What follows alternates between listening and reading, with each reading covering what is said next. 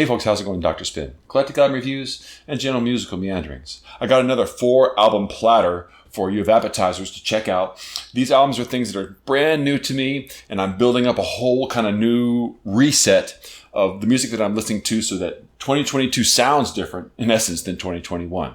So a lot of great music on this one, and I'm going to keep doing these for the next few weeks, so let's go ahead and get started with this one. First one is Jon Anderson's 1,000 Hands. Jon Anderson, legendary lead singer from Yes, 15th solo album. Now, some of these recordings date back to 1991, at least demo style.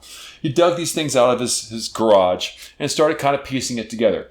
Now this, as the name implies, this album has a lot of people and a lot of guest artists on it. I really feel like Jon Anderson, one of his strengths is his arranging ability. And that's one of the things he's done really well on this album, is that there are snippets of things here and there. You'll have a song with like 3 drummers on it. That doesn't mean 3 drummers are playing all the time.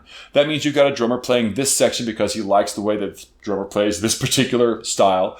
Maybe a fill from a drummer somewhere else. Or maybe, and then, another style, another part. He has 3 or 4 bass players in this album. Chris Squire will be playing on one part of the track, and then there's going to be like a fretless bass part that just interacts with it. So all these layers that he's put together really actually showed some of Jon Anderson's really great strengths on this. And there's really great material on this album that I think if at 1991, this is what he was working on, you could kind of see why he was really frustrated with what was happening with Yes and with Trevor Rabin kind of taking over a lot of the songwriting. Try to get there when the good news gets you ready. It can help just singing the blues. It can help just singing the blues. Just to be who you are makes me happy. Just to be where you are makes it all worthwhile.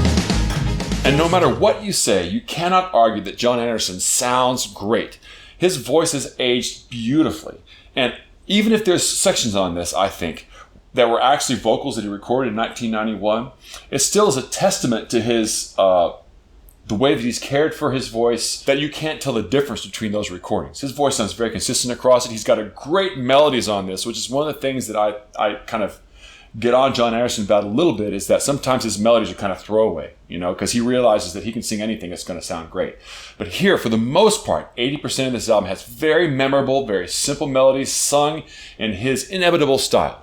And a highly suggested album, this 1,000 Hands, especially for the Yes fan. Okay, next up is Alice T. M's Little Bodies in Orbit.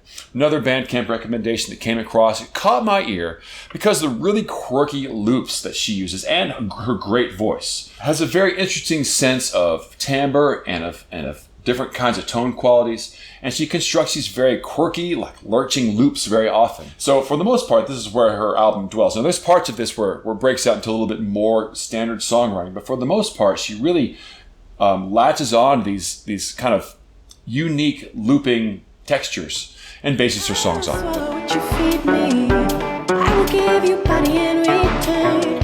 I'll be heavy, so no more yours. Sign you up for this. You didn't ask me, but I tried to be generous with you. We be generous with And I think this album is really interesting because it kind of sits somewhere between like Kate Bush and maybe like My Brightest Diamond. Maybe not quite as theatrical as My Brightest Diamond, but definitely there's a sense that her voice is in that same timbre, that same range. But with the sort of subdued creativity that you hear from Kate Bush. I would suggest this album. I think it's one to check out too. And one that has some surprises on it. The more you listen to it, the back end of the album has some really great vocal performances that are worth checking out. Okay, next up is Imogene Thackray's Yellow. Imogene Thackray, multi-instrumentalist, although her primary instrument is trumpet. And her trumpet playing is a presence on this album throughout. But really what the strength of this album is sort of its festive nature and the way it sort of encapsulates the kind of best qualities of jazz, spiritual jazz funk. I want to find what's deep inside. If you must be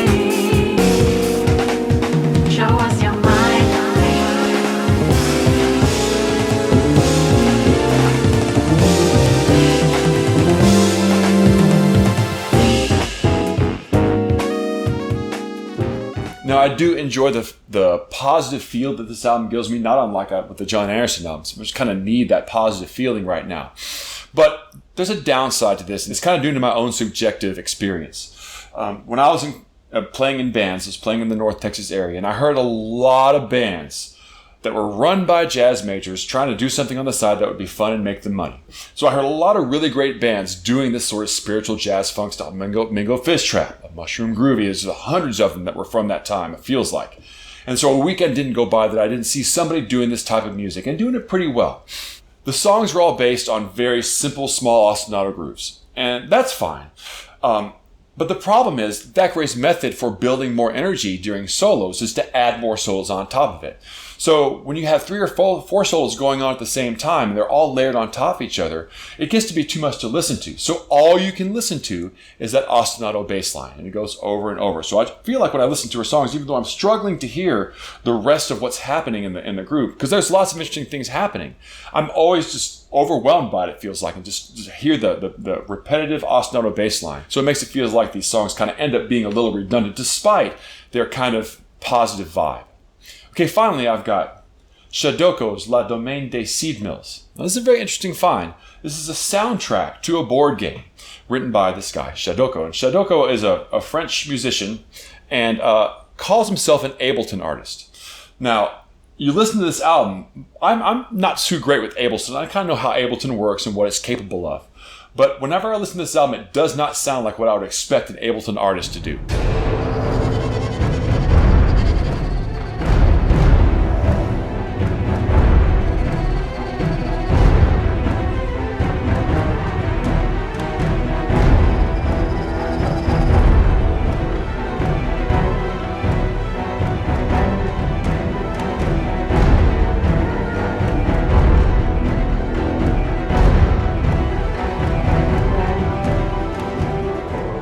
Overall, the album has a kind of a Harry Potter, maybe even some low-key current Hans Zimmer vibes, especially there's a lot of drums in there that kind of recall that. So it's very, very cinematic. It very much feels like you're listening to a movie soundtrack, even though it's just a soundtrack to a board game. And so it's a pretty impressive piece of work, compositionally speaking. And I think more so actually that he did it in Ableton. Sounds like the sort of thing that you would program into like as a MIDI file and compose it a little bit more traditionally. I'll be very curious about his process on this album. But the end result is a pretty positive soundtrack experience, and definitely one that I think is worth listening to repeatedly. Okay, that's all I got for you guys this week on this one. So if you like this video, please like and subscribe, share it out with your friends. Also, follow me over on Spotify. I'm putting tracks up from all these songs if they're available on Spotify. And until I see you next time, I'll catch you on the flip side.